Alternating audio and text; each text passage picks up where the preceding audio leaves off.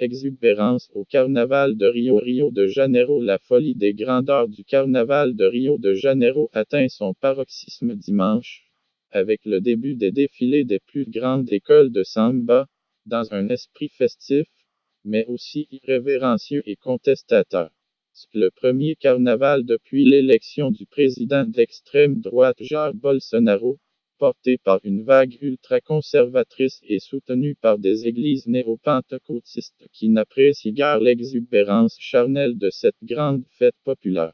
Pas de quoi doucher l'enthousiasme des fêtards qui se trémoussent déjà depuis plusieurs semaines dans les blocos, ces cortèges bariolés qui attirent les foules dans les rues sous une pluie de décibels.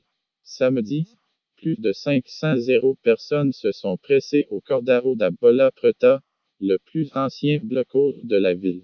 Mais le clou du spectacle, ce qui fait du carnaval de Rio un des plus célèbres au monde, c'est le défilé du Sambodrome, une enceinte monumentale en forme d'avenue longée de gradins, où sont attendus plus de 72 spectateurs.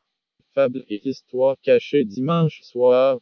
Les 7 premières écoles de samba du groupe spécial, la crème de la crème, auront chacune pour faire défiler leurs chars majestueux, leurs danseurs aux costumes extravagants et leurs percussions assourdissantes le long des 700 mètres du sambodrome.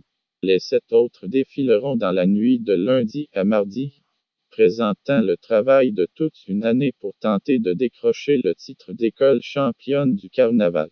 Comme au football, il y a plusieurs divisions et les moins bien classées sont menacées de relégation. Chaque école est notée selon des critères très précis, de la richesse des chars à la pertinence du thème choisi, en passant par l'harmonie du défilé au sein du sambodrome. Dimanche, un des défilés les plus attendus sera celui de